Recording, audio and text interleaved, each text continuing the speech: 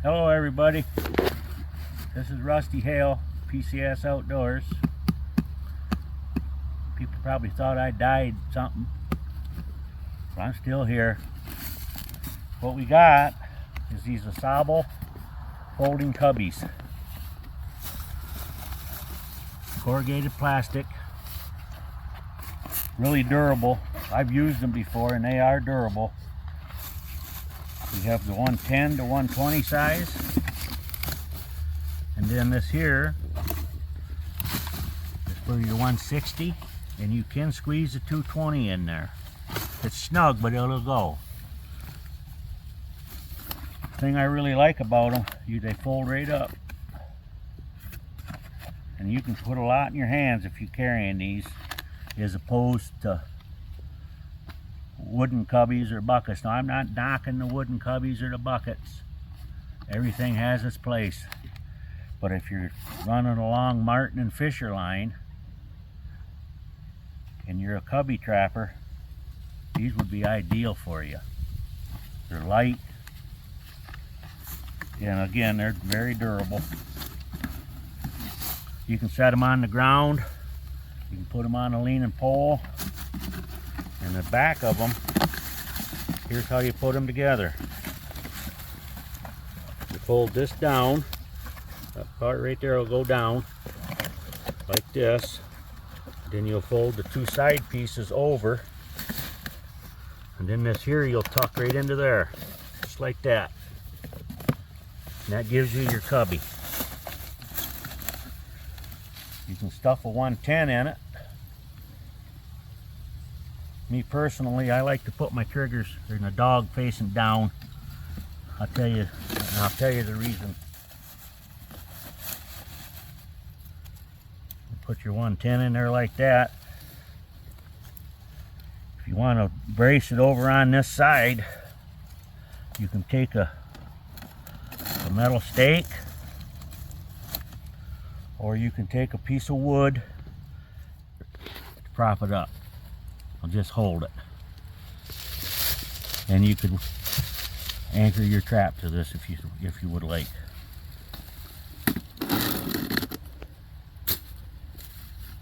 So the reason I like to put this down on the bottom, if that's up here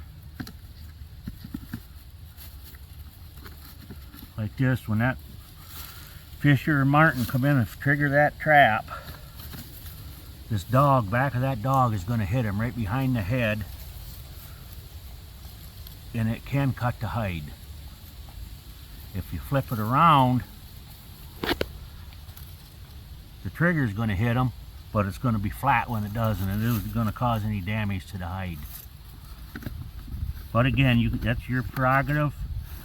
You can, whatever works for you. The thing I want to mention, the bottoms of these pop out of there.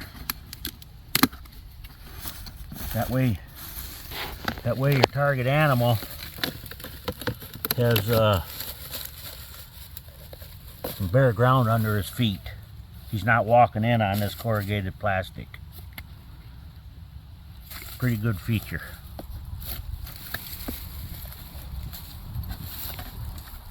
Here, if you look, you'll see two little slots in the back. That's for wiring it to a leaning pole. You just tuck your wire in there, pull it through, and then wire it around the pole. That's what them are for. Here's a 120. They really fit in there nice.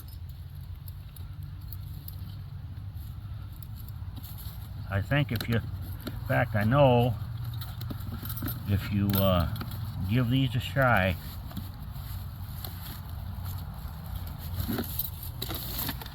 you'll like them. I used them, and I've put them up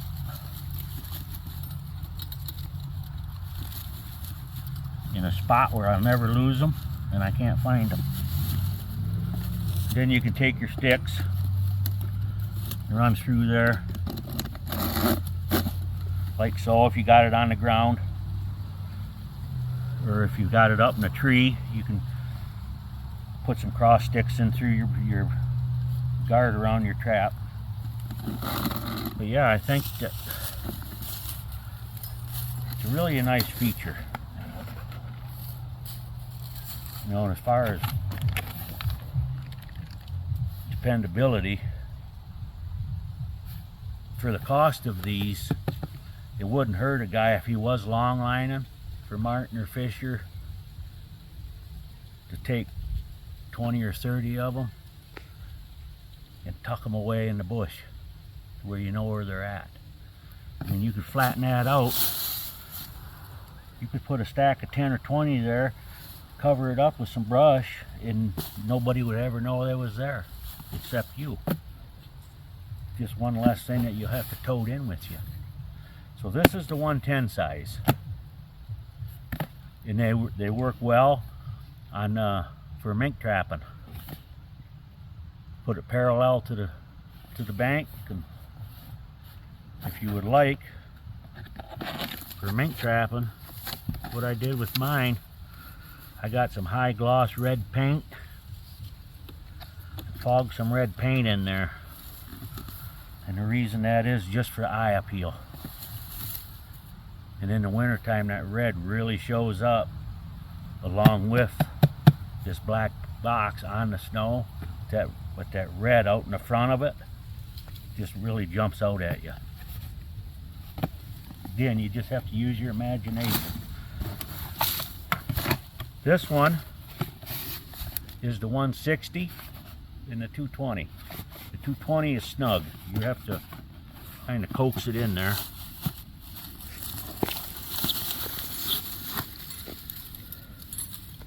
Now, before you go setting 220s in these, you find out what your state law is allowed to use, because in Michigan you cannot set a 220 on the ground. It has to be in some DNR approved wooden box, or it has to be 4 foot high up on the tree.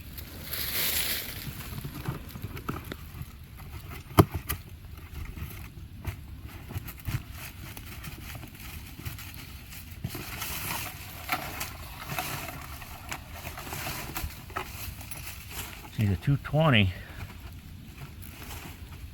that I got in there, it's snug. And you back that up where it's back against here as far as you can get it. And then you run your stick like that.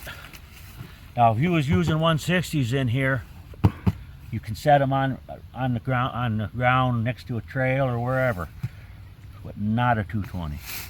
You don't want to stroll up to it and see somebody's dog caught in it.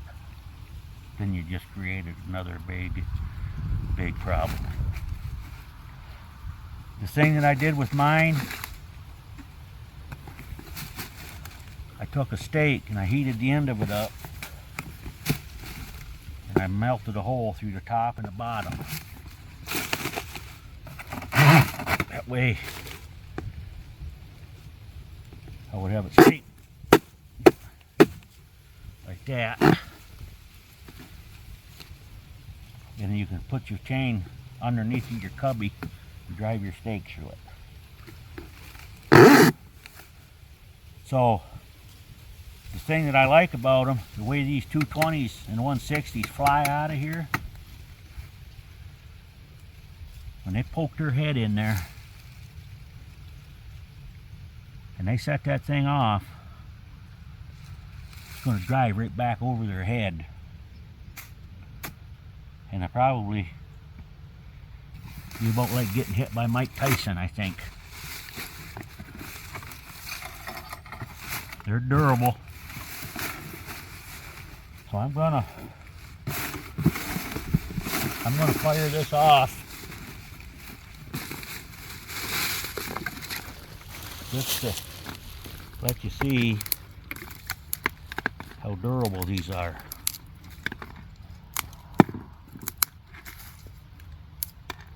20 years ago, I'd reached in there with my fingers.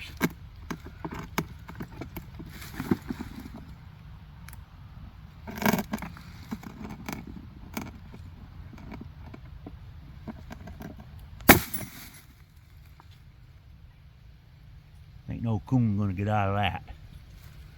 Ain't no fisher, no martin. Now, it never done any damage to this. So, you wouldn't think that they're durable by looking at them, but just like everything else, they have their place.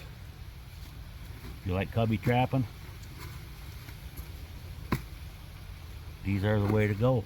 They're lighter, they're cheaper, and you can fold them up and carry and tuck them under your arm. You can throw your trap right in there. They have really nice carry handles, and again, they got the wire slots there for the leaning pole if you want to put it up on a pole. So give PCS Outdoors a call and give them a chance. What else you got to lose? They will help you out. So anyways, that's about all I can think of on these. I use them, and I can't say nothing bad about them. They've worked for me, and I never had any malfunctions on them at all. They're just a good product. So this is Rusty with PCS Outdoors. Thank you for your time. Good luck out on the trap line this spring beaver trapping. And God bless everybody. Take care.